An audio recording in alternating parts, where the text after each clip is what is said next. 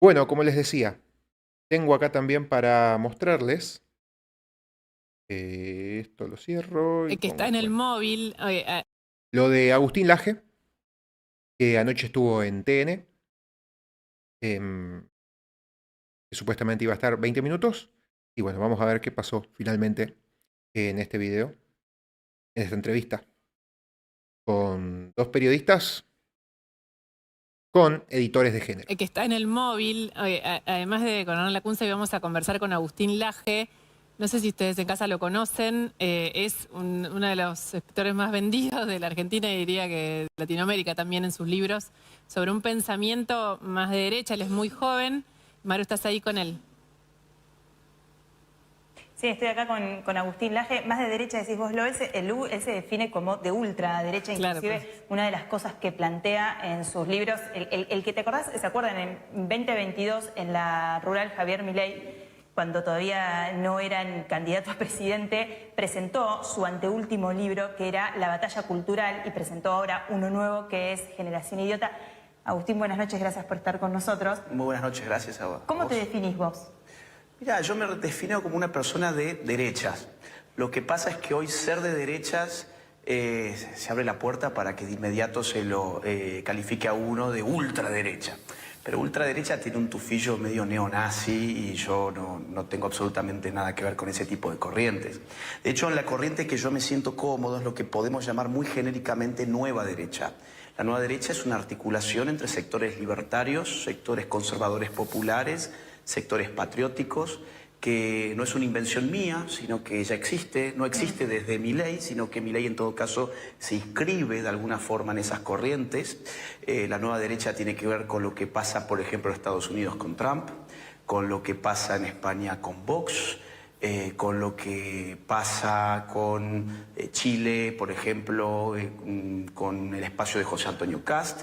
Es decir, son experiencias en Chile, en Perú, por ejemplo, con López Aliaga. ¿Y en Argentina con Milei? Y en Argentina con Milei, que obviamente él es liberal libertario, pero la libertad avanza implica una articulación con sectores que no son liberales libertarios en un sentido Fíjense abajo a la izquierda de su pantalla la hora, 22:34. puro, sino que son también sectores conservadores populares. De hecho, la vice de Milei yo la definiría en esos términos. Con lo cual, cada país, digamos, que hace surgir una nueva derecha, esa derecha se puede conducir más bien por un libertario, como es el caso argentino, más por un conservador, como es el caso español, o más por un nacionalista, como es el caso de Estados Unidos. Para los que no te conocen y nos están viendo en casa, vos no tenés un rol formal hoy en la Libertad No. Avanza, sin embargo, sos un hombre de permanente consulta de Javier Milei. Muchos te definen además como quien estructura la batalla cultural que Javier Milei viene a dar. Porque digo, Milei no propone solo un cambio en lo económico en la Argentina, sino un cambio más profundo y que de alguna manera retoma esto que vos planteás de dar esta batalla. Mira, yo tengo amistad con Javier por lo menos desde el año 2017. A Victoria yo la conozco desde el año 2006, es decir, nos conocemos hace un buen tiempo ya. Y una de las cosas que diferencia la nueva derecha de la vieja derecha es que la vieja derecha pensaba que arreglando la economía todo iba de suyo, todo se daba por añadidura. La nueva derecha observa en la izquierda una estrategia exitosa que es lo que llamamos batalla cultural, que curiosamente no es un término de la derecha, es un término de Antonio Gramsci, un filósofo neomarxista italiano, que recupera el kirchnerismo, que recupera a la gente, por ejemplo, de Carta Abierta, y que empiezan ellos a hablar de la batalla cultural que están dando desde el Estado. En la época, sobre todo en los primeros gobiernos kirchneristas, se dio una gran batalla cultural a través de Paca Paca, 678, las estructuras de los derechos humanos que reescribieron la historia, Madres de Plaza de Mayo, los intelectuales en general que se agrupaban en torno a el gobierno. Esa idea de batalla cultural, la derecha la toma y dice, nosotros vamos a hacerla también, pero vamos a hacerla desde la sociedad civil, vamos a hacerla de abajo hacia arriba, no de arriba hacia abajo, porque de arriba hacia abajo es ingeniería social. Bueno, pero ahora hay un presidente electo que expresa esto que vos decís. Sí. Luciana Jauna, que está en el piso, te hace una pregunta también. No, a los dos les digo, tenemos que ir a una pausa, 5 minutitos y volvemos y seguimos conversando. Hay un Bueno, no más preguntas, tenemos que ir a una pausa. 22:36 el horario, 5 minutitos de Un pausa. montón de temas que Agustín, para los que no lo conocen, plantea, recién hacías una introducción, pero hay temas concretos que generan mucho conflicto, si querés, cuando se ponen sobre la mesa de discusión. Feminismo, ley de aborto legal, seguro y gratuito, tu mirada sobre los 70. Hablamos de todo eso y seguimos conversando con Hernán Lacunza, que finalmente nunca le hice la pregunta más importante que yo creo que hay que hacer, que es, ¿se puede hacer todas estas reformas sin el Congreso a tu favor? ¿Milei puede hacer todo este plan que por ahí él avala, pero sin Congreso a tu favor? Lo charlamos después de la pausa. Bueno, pausa. Maru. Fíjense, 5 minutitos de pausa. La hora 22:47. Vuelven a hablar con Agustín, Agustín. estábamos escuchando ahí las 22:48. Pasaron 13 minutos. distintas opciones. 12 Javier minutos. Milei trae toda una estética distinta con la libertad de avanza. La batalla cultural, que entiendo por la relación que vos tenés con él, por lo que han hablado y por lo que hemos charlado nosotros, que es algo que él quiere llevar adelante. ¿Empieza desde el primer día? Yo creo que ha empezado desde mucho antes de las elecciones. La batalla cultural tiene que ver con acondicionar la opinión pública para generar un cambio político posterior. Ahora bien, desde el gobierno va a haber maneras de hacer batalla. Qué bella. Para los que no te conocen, le dice. Las que es conocido en toda América Latina y estas morras, yo no tengo idea. Sí, es conocido. Igualmente, ojo que, como ya saben, Agustín Laje estuvo cancelado y censurado mucho tiempo en Argentina. Es más conocido en los programas de televisión y popularmente, públicamente, en los medios en América Latina que en Argentina. En Argentina estuvo muy esporádicamente en algunos programas que lo invitaban, pero recién ahora, con la victoria de Javier Milei, lo están llamando e invitando un poquito más. Pero Agustín Laje, probablemente para una señora de 60 años o un señor de 60 años que mira este programa o que mira este canal, probablemente es un personaje nuevo. No lo conocen tanto. Así que cuidado, que yo veía muy importante esta aparición de Agustín, esta entrevista. De hecho, con mi novia lo decíamos también, que es una oportunidad para que se haga un poco más conocido, popular y famoso acá en Argentina, en el público en general. Y bueno, pasó esta entrevista. Batalla cultural. Pero El primer día, ¿cómo sí. acondicionar eso? ¿Qué quiere decir? ¿Manipular? No, simplemente ingresar en el terreno de la opinión pública a disputar tesis, ideas que eran hegemónicas en la Argentina. Te pongo un caso, la idea de la justicia social, la idea de donde hay una necesidad nace un derecho.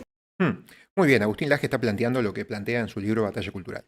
Dice acá el mensaje, ¿no saben que las ven? Sí, pero es más importante lo que te dice el editor de género por la producción y por el pinganillo, por la cucaracha, como le decimos acá en Argentina, que lo que puedan pensar después de ellas, porque obviamente su sueldo es pagado desde arriba por la bajada de línea y por sus editores y redactores. La idea, recién hace un ratito esto se mencionó, de el feminismo, todos tenemos que ser feministas. Por ejemplo, necesitamos en ese sentido incluso un ministerio de la mujer, los géneros y las diversidades. Bueno, Ministerio. en esos campos ya se estuvo trabajando mucho antes que en la campaña presidencial. De hecho, tanto fue así que las otras fuerzas Fíjense que políticas... Las dos periodistas, una se tocó el pelo y se movió y la otra también se movió de su silla. Están incómodas. Cuando dijo Ministerio de la Mujer, feminismos, ya se pusieron incómodas. tuvieron que correrse hacia la derecha. El candidato más de derecha que tenía Juntos por el Cambio era la señora Bullrich. El candidato más de derecha de los K era Sergio Massa. Está bien, pero Fíjense, durante la campaña se dijeron un periodistas. montón de cosas. Por ejemplo, la Mueven. dolarización. Y ahora el padre de la dolarización, que es Ocampo, está diciendo Mueven yo no las voy a hojas. estar. Bueno, pero- Quizás también puede haber La periodista le cambia de tema, va con dolarización y economía.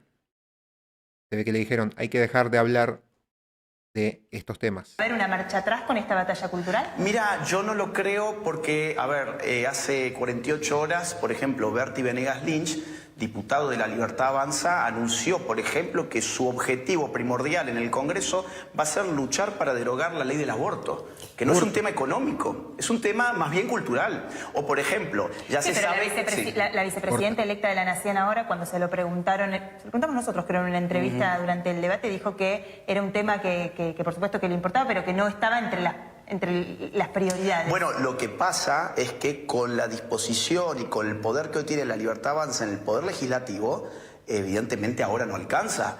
pero no te olvides que en 2 años va a haber una reconfiguración y si a este gobierno le va bien en sus primeros 2 años, entonces, ¿quién te dice? En 2 años se puede generar una mayoría dentro de las cámaras. O sea, bueno, que decís que si Javier Milei arregla La llama la periodista del piso, le dijo Maru, como diciendo, bueno, cortemos un ratito. la economía, puede ir por estos cambios. Ahí vamos al piso que Luciana quiere. Sí, sí.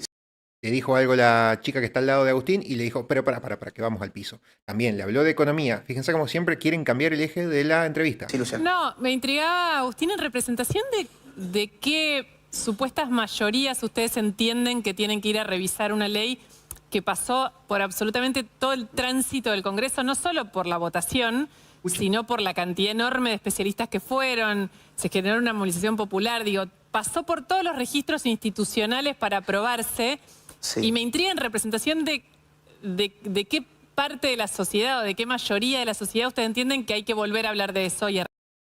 Claro, señora periodista, porque la mayoría, cuando se aprobó el aborto, no estaba representada.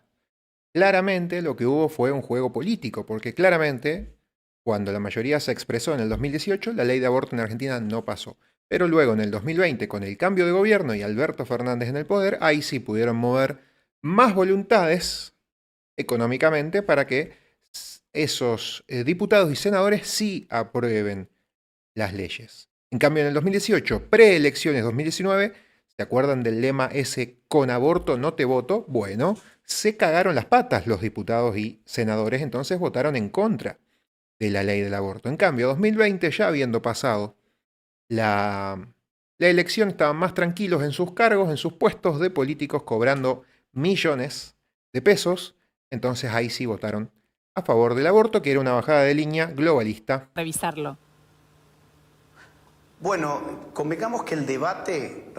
De hecho, Javier Milei dijo en una entrevista hace unos meses de que en su defecto, si desde el Congreso no aprueban la derogación, va a llamar a un plebiscito, que es decir, que la gente vote, que el pueblo argentino vote, y como sabemos que la mayoría está en contra del aborto, se va a terminar derogando la ley. Real se hizo en el 2018, ¿bien?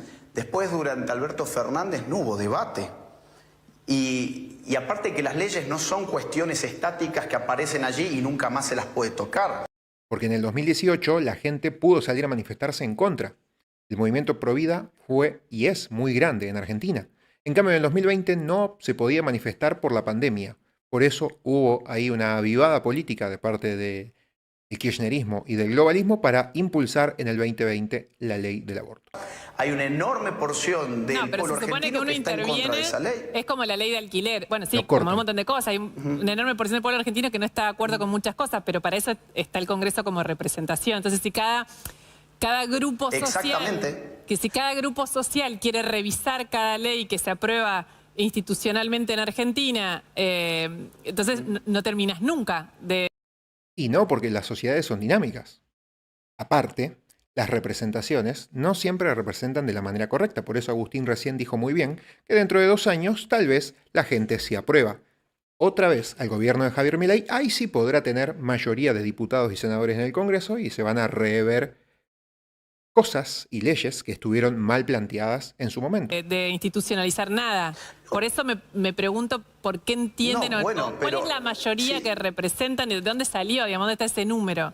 La gente que votó a Milei no significa que votó el aborto. A ver. No, exactamente, pero vamos a ver en 2 años qué pasa con la representación política.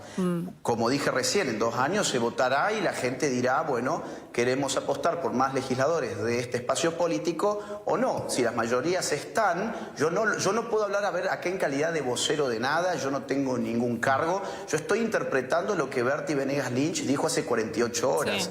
Él dijo muy claramente, voy a estar estos 4 años trabajando, entre otras cosas, para derogar la ley del aborto. Y las leyes se pueden derogar legítimamente, es decir, una recomposición política puede derogar una ley. Absolutamente, da la sensación que no fue un tema clave de la campaña. Por supuesto que se habló, inclusive Victoria Villarroel.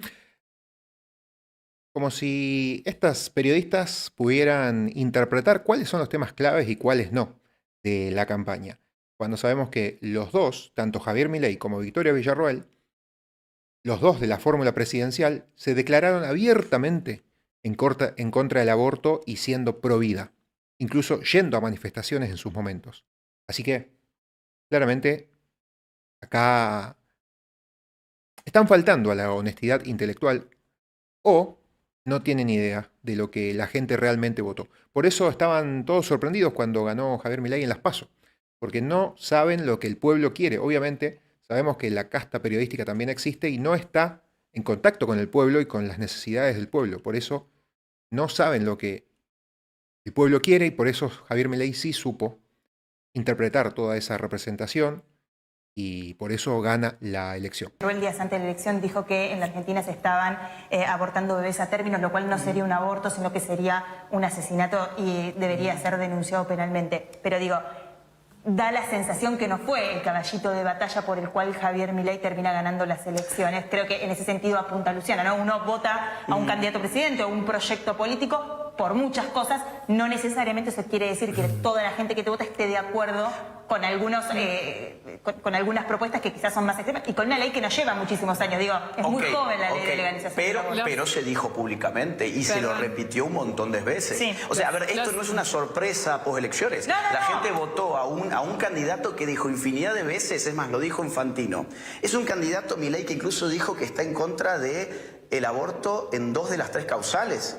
O sea, el votante supo esto. No estoy diciendo que no lo sepa, digo que quizás no está de acuerdo con todo lo que propone ese candidato cuando lo vota, digo. Nunca, mira, el otro día veía una encuesta que Agustín, mostraba Paño los al aire. interrumpo, perdón por la desprolijidad, me meto porque tenemos que ir a una tanda, después seguimos y terminamos y cerramos esta idea, pero estamos muy pasados de horario. Vamos a una tanda, volvemos enseguida y quedan preguntas medulares para la CUNSA, vamos a hacer tiempo a todo, lo prometemos. Ya 22, 53, 54. Cortaron. Acá estamos de vuelta rapidísimo, tenemos pocos minutos, Maru, cerramos allá. 22:59 vuelven a hablar con Agustín. Sí, bueno, Agustín Laje, un debate que es infinito. Agustín, tenemos 1000 cosas para discutir, el tiempo es tirano. Bueno, entonces nos vemos la próxima. Claro. Te agradezco por tu tiempo. Muchísimas gracias. Lo esperamos acá, Maru, le hacemos rapidito. Bueno, no le dejaron ni terminar argumentos a Agustín. Obviamente un señor respetó claramente a la nota y al canal, a sus videntes y demás.